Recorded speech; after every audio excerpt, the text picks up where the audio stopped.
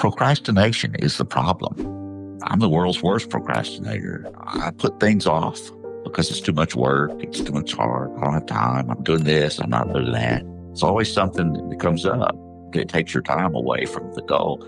And you have to remember that 10 years is going to pass, whether you have a foreskin or not. It's just your choice as to whether you're going to grow one.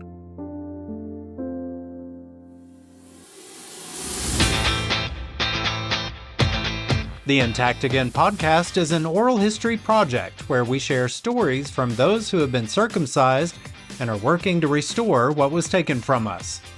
Our hope is to inspire each other with our collective stories of loss and recovery.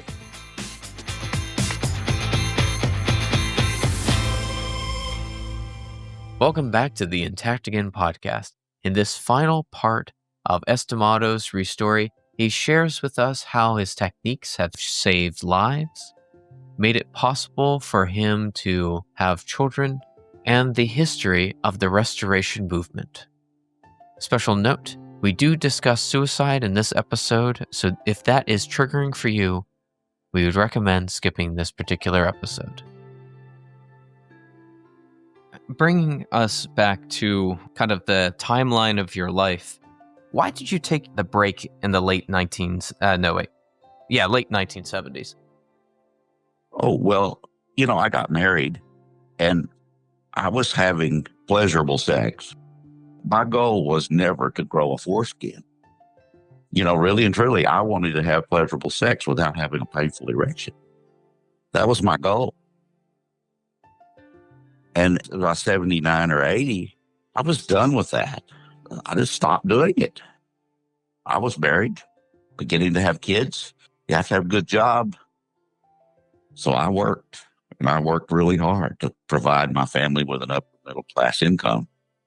So I did that, just didn't even worry about foreskin restoration. I mean, it wasn't foreskin restoration at that time. It was growing skin so you wouldn't have a hurting erection. And when the goal was accomplished, I did, okay, stop. But then, in the late 80s, in the early 90s, I took that whole time off, entire decade pretty much. There was no need for me to do any tugging. I was working with computers at the time. I had one of the first computers that IBM ever put in an office in the 70s. We stumbled across these things called message boards. And we're like, wow, you can talk to people across the United States, across the world. You just type and they type back. That's when I discovered a bunch of guys in New York, and a bunch of guys in California, various different places that were trying to grow a foreskin. So I'm like, they're tying weights to themselves and taping themselves to film canisters. It just miraculously perfectly fits a penis in diameter most of the time. And they were stretching their calf skins down over that canister and taping it down so that they were stretching it. I shared what I did with those guys on those message boards. And we talked extensively back and forth about that. And I learned about, the canisters and the T-taping and all the other things. And I said, I never thought I needed a foreskin, but they're talking about how they wanted it back. And I thought, well, let's just give that a shot. So I started tugging again. And I tried T-tape for a little while, but this sort of thing was a very private thing for me. Nobody I knew I was doing this. It was a secret, and I didn't share it with anybody other than the guys on the message board. Even your wife? Even my wife. I'm sure she discovered it, but she's been very ambivalent about it as far as that goes. She thinks I'm penis obsessed, and that's fine. We've learned to live together. It's not something that you get all worked up about.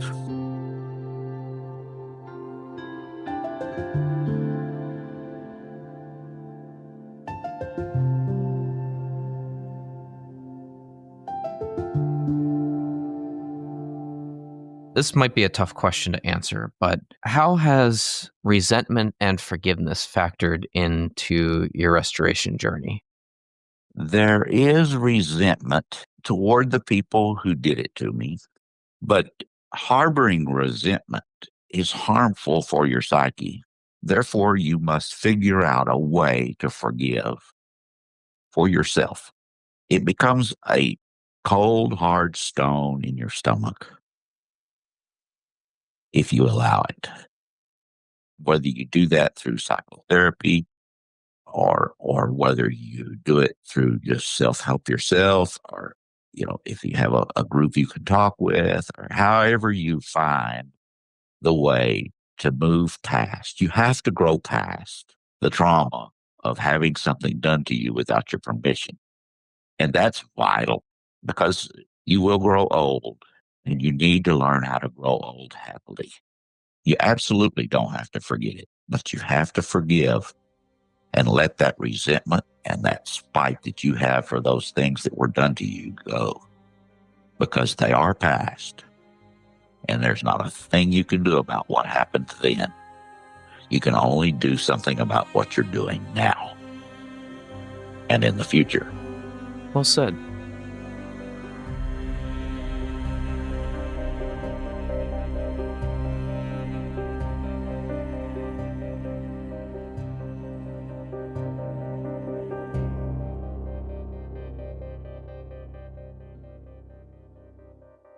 Speaking of the psychological effects, you mentioned that you talked some Turkish men in your social circle out of potentially doing suicide, if I was remembering correct. Do you feel comfortable talking about that? Like how you told them about restoration and. Oh, yeah. I guess in Turkey, not everybody gets circumcised as an infant. It is some sort of a rite of passage, I suppose. At some point in time, it gets decided it's time for you to be circumcised and be a man. And some of these guys have already experienced sex. They're devastated. They think their life is over. I'm ready to end it. I can't live this way. And some of them, they get circumcised where they have a couple of millimeters of inner mucosa.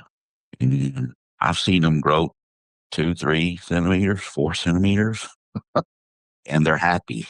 It gives them an outlet because when you work towards something, you're not thrashing in an ocean with the guilt that, oh, I let them do this to me.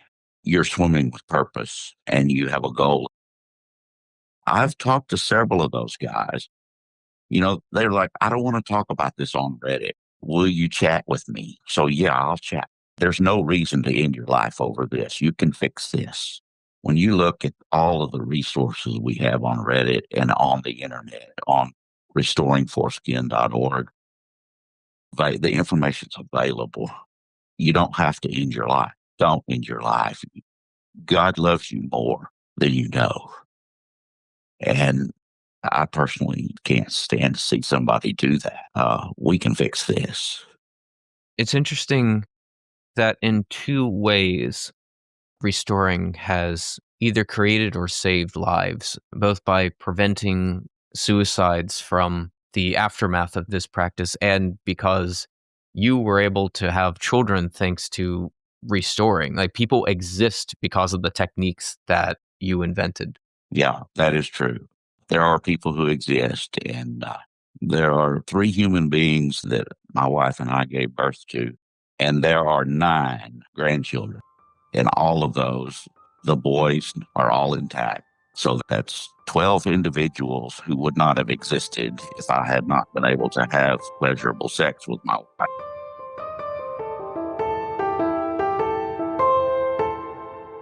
You talked about how you have reached the same CI level multiple times because you've lost a considerable amount of weight.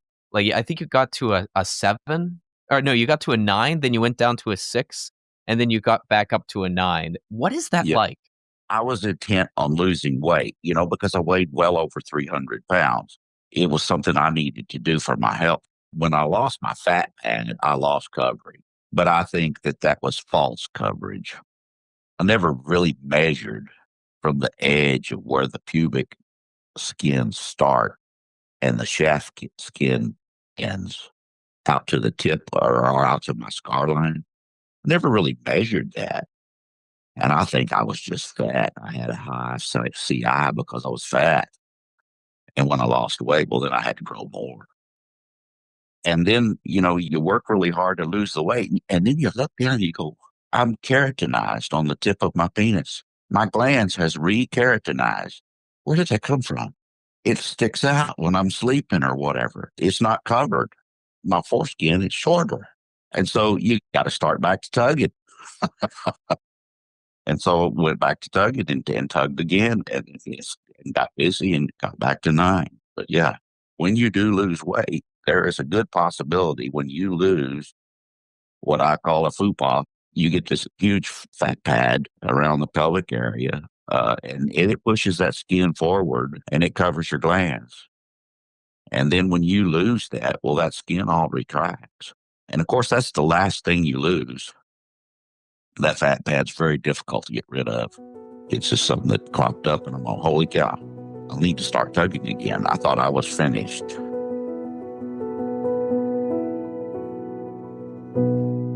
I came and went with computers. I had computers at work and didn't have computers at home until probably 93.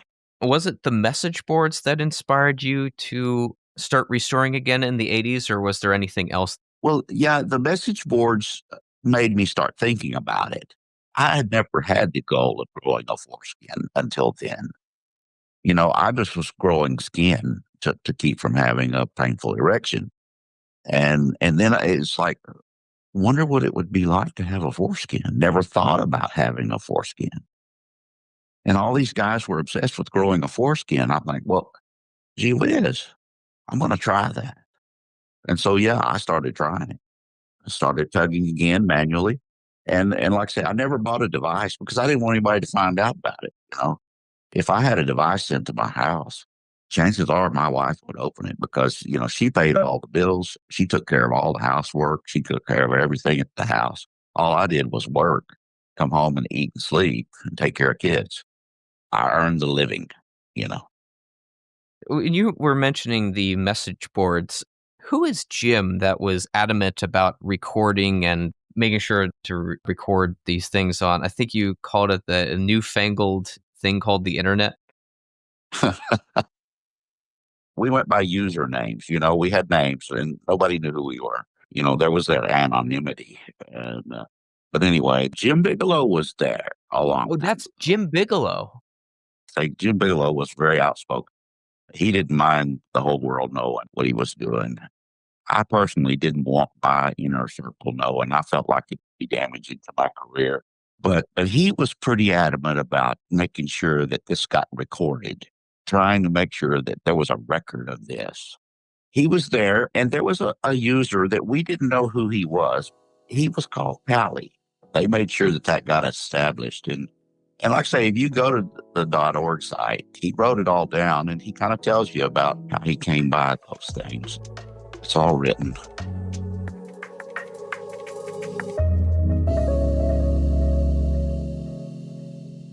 A phrase, the little gifts. What were the little gifts you got from being at CI7? When the foreskin crosses across the corona, and I'm talking about the inner mucosa, the inner mucosa is kind of wrinkled on me. I don't have a ridge band. It's not there. It got chopped off a long time ago. But there are renewed nerve synapses that come through there. Those things start waking up. And none of that really occurred until I was CI5 or 6 or 7 in that area. It just seemed like every time you turned around, there was some new fantastic feeling, ecstatic response to the gliding action of the glands inside the foreskin. I could stand in a shower and let one pinhole of that shower head hit my foreskin, and I could reach an orgasm just from stimulating the tip of the foreskin. You didn't have to be erect to do this. It was kind of more, are you familiar with prostatic orgasms? They're different. What kind of orgasms? A prostate. Yeah, I'm familiar Okay. with Okay. those. So it's different. It's a different kind of orgasm. It's not the thrusting. It's just a stimulation of the nerves. And when that water hits the tip of that foreskin and it's so innervated, or I guess that's the word, it has new nerve endings in it. They were never there before. And you realize, oh my God, this is great. Those are the little gifts that it gives you.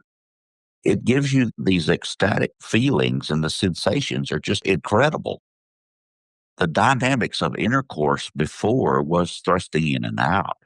Well, once you have a foreskin, moving an eighth of an inch brings about sensations that used to take an inch or two to bring about when I was circumcised.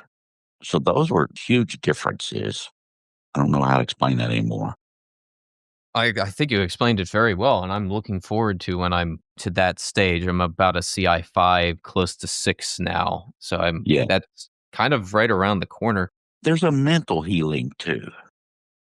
Something in your brain changes when those synapses start closing. I'm of the firm opinion that when you're circumcised, and in my case, without anesthesia, your brain turns those inputs off. It says, I'm in overload. I'm done. Those inputs do not get pinged ever again. And then as you begin to restore, if you're familiar with computers, you send out a signal of who's there. Your computer detects the devices that it's attached to. Your brain does those same things. And occasionally it'll send out a signal to find out, I haven't talked to this piece of the body in a long time. Let me find out, where is it? What is it doing? And it finds a new nerve, or one that it hasn't touched in a long time. And usually that's a pain. It's like a pinpoint pain in the penis. You get this stinging pain. You go, what is that? And you touch it and you go, wow, there's a little pain there. And you look at it and there's nothing wrong with it. It's not red. It's not inflamed. What's wrong with it? Nothing. Your brain just reattached to that nerve. And if you mess with that little place that was a pain for a little while, you could stroke it. And when you do, you find it turns to pleasure. And your brain goes, I like this thing. And you have that little spot from then on. I discovered part of that by actually almost cutting off a finger. I had an accident where I almost cut off a finger, came real close. It just got down into the nerves and nicked a few tendon and the bones. And when they sewed me back together, the urgent care physician said, you have an old toothbrush at home? I said, yeah. He said, take that toothbrush and wipe it across that scar very gently, 4, 5, 6, 8 times a day. Try to do it as often as you can, and your nerves will regrow across the scar. And so I did that. Well, I'm discovering the same thing happens in your penis. When you are growing new skin and new tissue, new nerves are growing in that tissue, the same as new blood vessels, new nerves, everything. And you have to awaken them. And when you manipulate them, they reattach to your brain, and your brain makes connections. And usually the first thing you feel is pain, because that's the last thing your brain felt from that nerve was pain. But then you'd condition your brain to think, yeah, that's not pain anymore, is it? It was pain, but it's not now. It's pleasure. And those pleasurable sensations just multiply. The more foreskin you get, the more pleasure you get. They say we lose 20,000 nerve endings. Well, there's 20,000 of them that you would like to grow back. Whether you do or not, I have no idea. But they're 150,000 times better than what you had when you were circumcised. You hear that a lot from people that are dismissive of restoration. They go, it'll never be the same as it would have been. Yeah, but it'll be better than you are now. And it'll be better than you've ever known because you didn't know what it felt like first. We did interview somebody that was circumcised at 13, and he said that after restoring to CI7, it was 80 to 85% of what he had before. So There you go. I'll take 80 over Yeah. 0. Yeah. Me too. Yeah. Anything's better than nothing. Very few people get to the 7 hump. Could you explain what it was like to try to get over the 7 stage? Well, it's just as frustrating as the first one, really and truly, because you tug and you tug and you tug and nothing changes. I've never been one of those guys that obsessively measures things. I was always reticent to change my CI because, well, is it that far along yet? Do I know? Is it sure? If I had a total stranger come look at it, would it be a 9? So yeah, it is.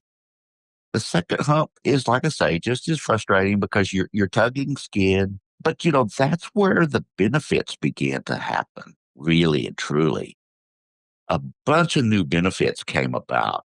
That's where the brain starts reconnecting with that foreskin really, really well because you've developed a set of nerve pathways.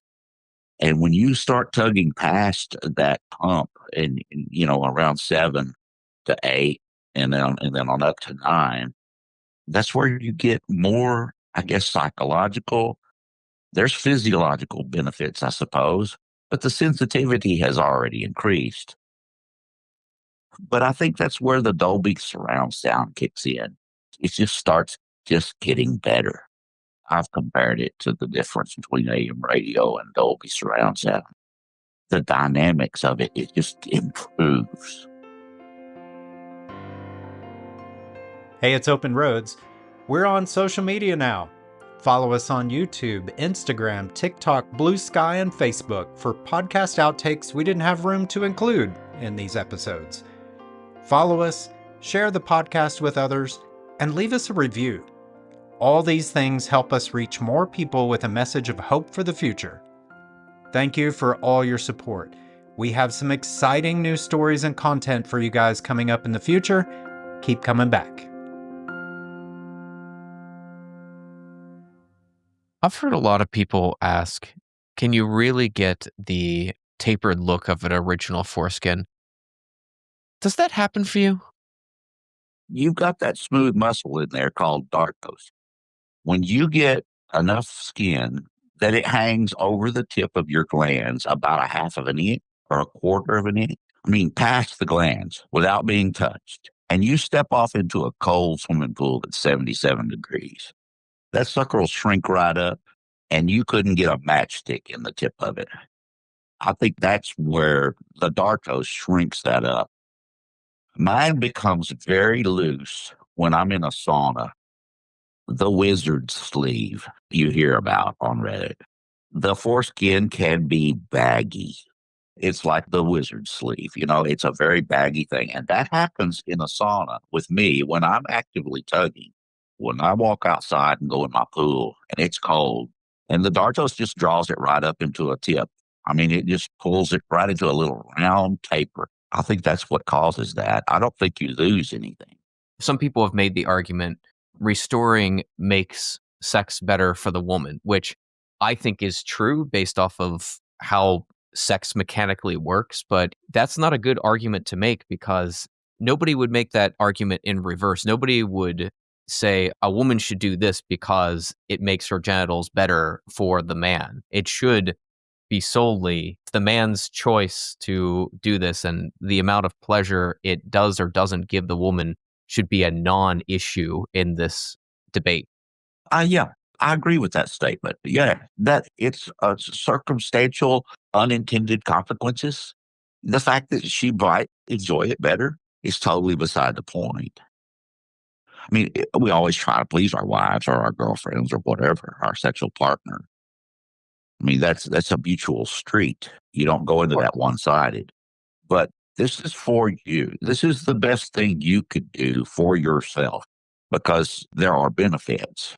Psychological, mental, physical, they're benefits. They're to you. They're not for other people. It might make you a better person. It made me a better person. I'm easier to get along with than I've ever been. And several people that I have known for 40 years just say that, oh, you've mellowed at your old age.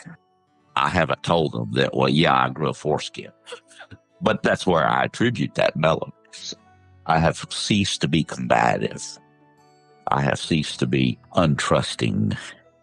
I have changed psychologically. And I think the foreskin did it. It's amazing how psychologically healing it can be to not constantly be in pain. Yes. You look at how irritable people who are in back pain or hip pain or knee pain. I've known people that were in back pain, they had severe back problem. And they're in such pain that basically they would think about ending it all. It's just, life's not worth it with this kind of pain. Just put me out of my misery. And therefore, you see people who abuse the opioids and stuff like that and just zone completely out. Of course, that's not the cure. It's just a Band-Aid. But yeah, pain is a huge motivator. And pleasure is a motivator as well. And I think that's the reason our Creator gave us the ability to have that pleasure to ensure that we procreate.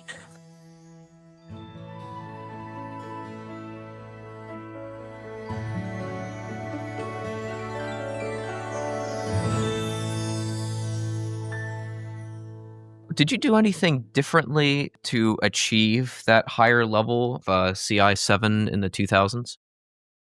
No, other than using manual method 3 and 4, sort of, I have overhang. And so there's no real reason to do MM2 really anymore. I do anchor below my scar line and still find my scar. It's still there. It is very, very faint. It looks more like the transition on an intact penis when you transition from outer to inner. There is a obvious transition, and it's smooth and it's natural looking, but you can tell mine is a scar. I mean, it's definitely a scar. But if I'm tugging, I'll anchor the lower shaft skin below the scar line and then tug all of it at once. Sometimes I put my finger inside and just grip either the base, I'm at the ventral side, the dorsal side, or either of the left or the right side. A few weeks ago, I opened up a pocket in my inner foreskin and along my shaft. Yeah, there was a little pocket buried in the skin. And I suddenly had an injury. I had this little pocket open up, like a little pock. It was probably about an eighth of an inch, 16th of an inch in diameter, Like from an adhesion? maybe, but it was right there on the shaft, right before my scar, and where the inner foreskin and the scar and the outer foreskin meet. It must have been some sort of an adhesion, just a little round spot. And it took 2 days to heal and it was fine. It was very superficial, never bled, nothing. It just opened up. That is one of the advantages of manual methods is you can stop immediately if there's Yeah, a problem. immediately. Yeah. What do you like most about restoring? I think I like the way I feel. And I'm talking holistically. I feel whole, and I never felt whole before. I always felt like there was something missing. What do you like least about restoring? The fact that I have to do it at all, that really grates my nerves. It's so easily avoidable. If someone had just respected my autonomy when I was a child. It's, Exactly. It's weird that something so nonsensical has caught on so much. yeah, it's not anyone's decision to make. It is definitely mutilation. It's like if somebody chopped off your right hand and then said, "There's no difference in sensation. Look, you can feel just as well with the left."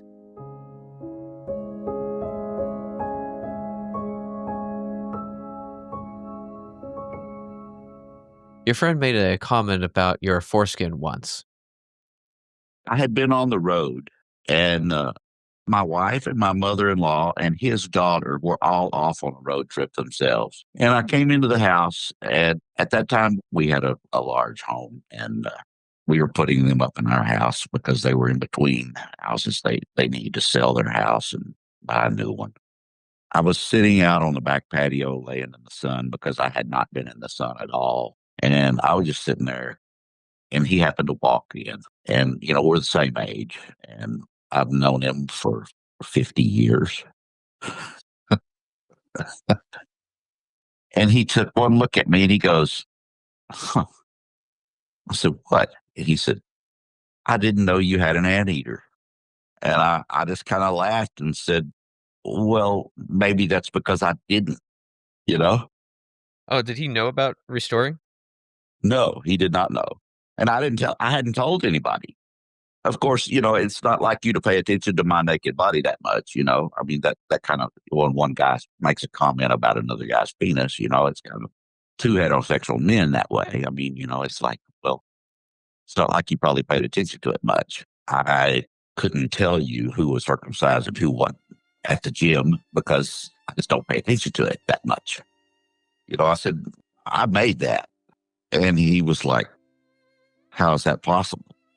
I said, well, it's called tugging and foreskin restoration. Why? I said, because it feels better. It makes me feel whole. And he rolls his eyes and says, oh, well, no big deal. He walks away. I've said this in a few different interviews, but people's reaction is so weird because if you said this about any other part of the body that you regrew a part of your body, they'd be like, that's awesome. How did you do that? This is Right. the only part where they go, oh, that's weird. Yeah. Oh, that's weird. And they walk away. I don't get the lack of intellectual curiosity, but me either. But I run across shallow people all the time. I think they make more of the shallow ones than they make deep people. They're everywhere. We see them all around us. There are people who are just existing and they take what's handed to them and they just go.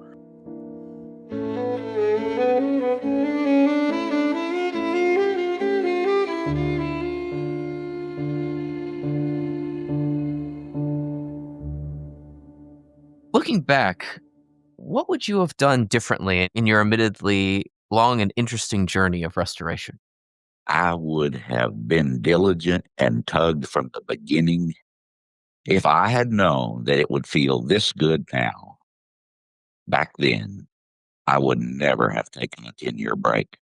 I would have just gotten it done. I would have just buckled down and tugged like crazy till I was done. If it makes you feel better, almost everybody I've interviewed or talked to that has been doing this for a considerable length of time has had a break that they regret taking. Yes, that is very common. I think it's up to every individual. You have to pick and choose your battles. And this is one battle that I wished I'd have stuck to. I should have kept tugging. You eventually did. You've achieved a level that I've only seen a few other times. But there are very few CI9s. I guess that is true. Yeah. But I should have done it sooner. It could have been done 10 years earlier. And it should have been done 10 years earlier. So I would also say I don't think you should feel guilty for not fixing the mistake somebody else did sooner. yeah, those are the things that you have to work through. I'm learning to see that as I grow older. That was one of the reasons that I started letting everybody know that I'm still here. Well, I will say you have done a lot for this country, specifically because unfortunately, Americans cut their kids at such a high rate. You have Oh, done yeah. a great service to America. Yeah. I have no idea how many people have used manual methods, but I could think there would be 100,000, over the 35 years since we put it on message boards. It's been out there. People have used it. It's just been an option. And whether they use canisters or the PUD or Ron Lowe's devices, there are all kinds of things that happened and people used them. It's just an option. And I have to thank the guys at restoringforeskin.org for actually writing it down and keeping it to use because otherwise it may have been lost. And then younger people like me, I'm saying younger, I'm 38, but we would have had to have started from scratch like you if it Yeah. hadn't been recorded.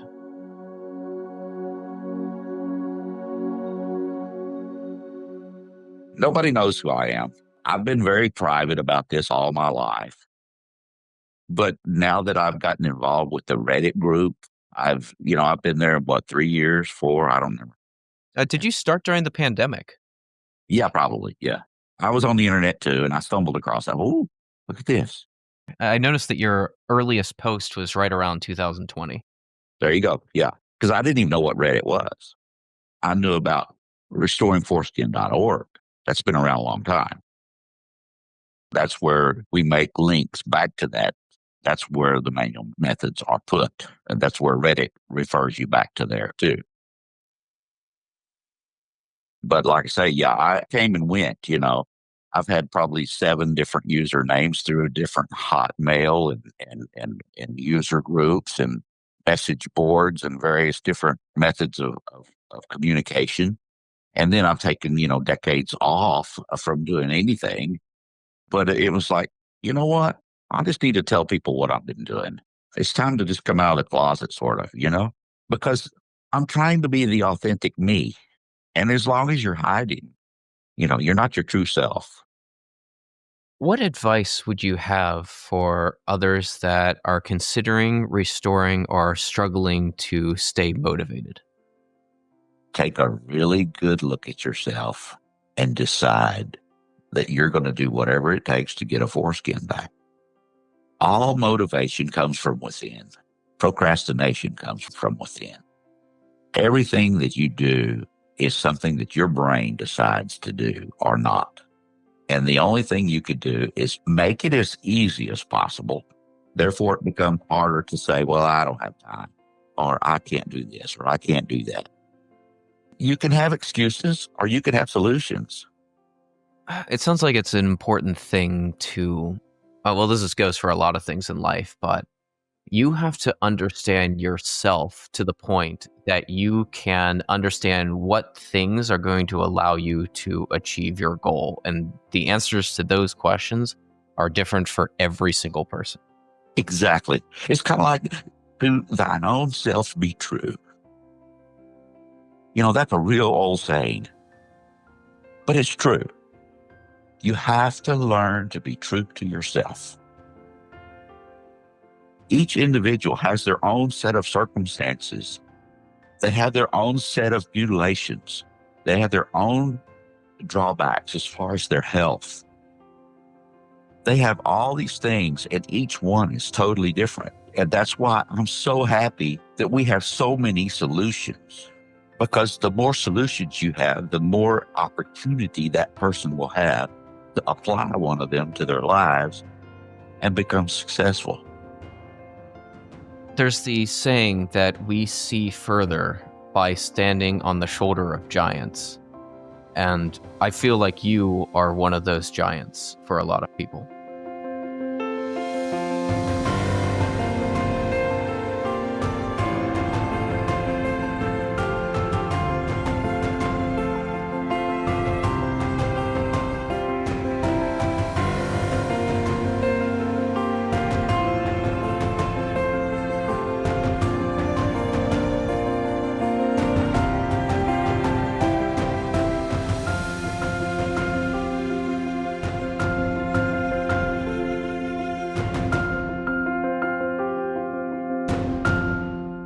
That was the third and last episode of Estimato, the invention of manual. But coming up next, we interview Turkish restorer that gives us a Turkish perspective where circumcision is done in childhood instead of as newborns and is treated like a party to show off a family's affluence at the same time that they are mutilating their children. For the circumcision, you're surrounded by like cousins, uncles, aunts, and there would be men and women would not hesitate to make jokes about your getting cuts. They would call your penis names. And what's really fascinating to me is my uncle or even my aunt would ask me to show my penis just for fun. But it's so strange and perverted. A room full of relatives, and they just want to see this little boy's penis, and they would like laugh at it.